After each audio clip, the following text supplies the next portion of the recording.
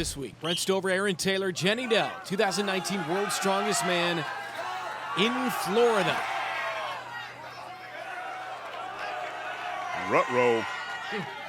Muluzi struggling with getting his first rep. Now remember, this isn't a conventional deadlift. There's a fulcrum on the back of this apparatus, which typically makes this easier because you can lean back into it, but Muluzi tapping out with 0 reps. Reminds me of the old Mike Tyson line, Aaron. Everybody's got a plan until you get punched in the face, and that is the reality in these events. And 825 pounds of Monster Jam speedsters will give you all the smack you want. So Muluzi, tough sledding in this event. Raphael Gordzielik representing Germany. He's the co-leader in this group number 1 after 2 events. Gordzielik participated in NFL Europe and was in the training camp for the Rhine Fire. He liked throwing people to the ground and said that the NFL camps prepared him for everything, including World's Strongest Man. He's looking pretty good here through 2 reps. First timer putting up a pretty good fight here, trying to get 1 step closer to the World's Strongest Man final. You'll notice many of the athletes go barefoot and have those tighter bases that actually brings the bar closer to their body by making them effectively shorter. Gordzielik, through 4 reps, looking pretty strong. You'll see that he starts to lean back into the weight, almost resting. That's one of the things that this apparatus allows for in this non-conventional deadlift. He didn't get credit there, and he taps out. So 4 reps will be the number for the German Gordzielik. Gordzielik setting the bar with 4 reps due to a very nice coordinated movement of his hips and his shoulders to take the early lead in this event. Representing the United States, Up next, the American Rob Kearney. He's in 4th after 2 events, looking for a big showing here. He's had a big showing so far. He's looked pretty strong. I think pound for pound, he's kind of built like a bulldog. Got that solid, compact frame. And we saw already in the Giants medley, he's got the glutes and the hams and the quads and the back strength to put on a show. And these first 2 look pretty solid. See how his toes are kind of flared out a little bit there. That's a slightly different technique that allows him to activate and utilize that big strength that he's got through his hips and girdle. Looking to move into the lead in this event. Can he get that 5th rep? He does. He locks it out. And Kearney, the American, goes into the lead here in the deadlift.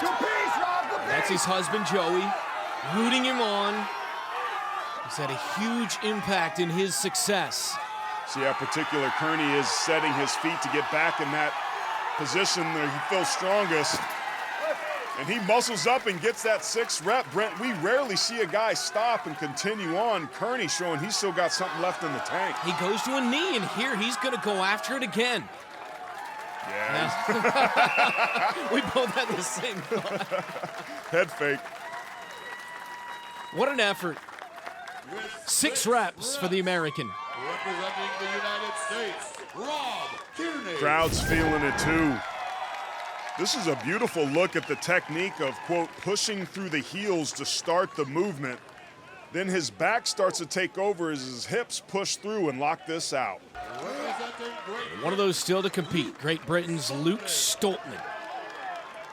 Here in the deadlift, he's currently in a 3-way tie for first, so a great performance in this deadlift can lift him into lofty heights. Stoltman, a pretty powerful dude. We saw what that impressive lower body strength did in the Monster Jam truck pull. And so far, he's looking good through 3 reps. 6 is the number to beat. Being cheered on by his wife, Kushi, and his brother, Tom Stoltman, who we will see in group number 3 in this year's competition. Stoltman banged out those first 3. Took him a while to get that 4th, and now he's catching his breath. This is where you see him trying to pump himself up. This is the type of event can be as much mental as it is physical. And that rest and that tongue turned out to be a great idea, right? He's got a second wind and now 1 more to tie Kearney's mark of 6. And that's going to do it for Stoltman. The tongue only got him 5 reps. with 5 successful reps. So he moves into second place. Stoltman. Shades of Michael Jordan with that tongue out. He gets 5. Look at that power of Stoltman as he digs deep, pushing through those hills and his back. This is where you can lean back into the apparatus, different from a regular deadlift. And there's that tongue again.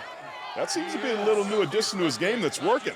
Absolutely. And now the defending champ, Hafthor Julius Björnsson, still reeling from that foot injury he suffered in the Giants medley. See if it affects his performance here. It's interesting. The deadlift is a test of static strength, meaning his feet don't move. So if there's an event where he can kind of hide it and work around it, it's this one. He certainly got the crowd behind him.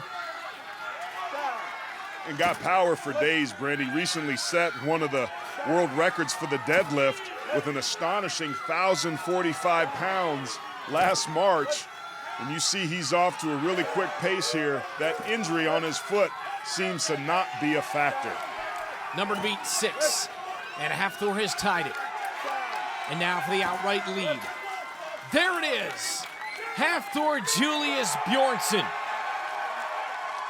wins the deadlift and goes into first overall in Group 1. Representing Iceland, Hafthor. Just making it look easy. Last year he tied for first with 12 reps with Brian Shaw, but he just possesses unreal power. He's athletic for a big man, but proves he can more than hold his own in the static lifts as well.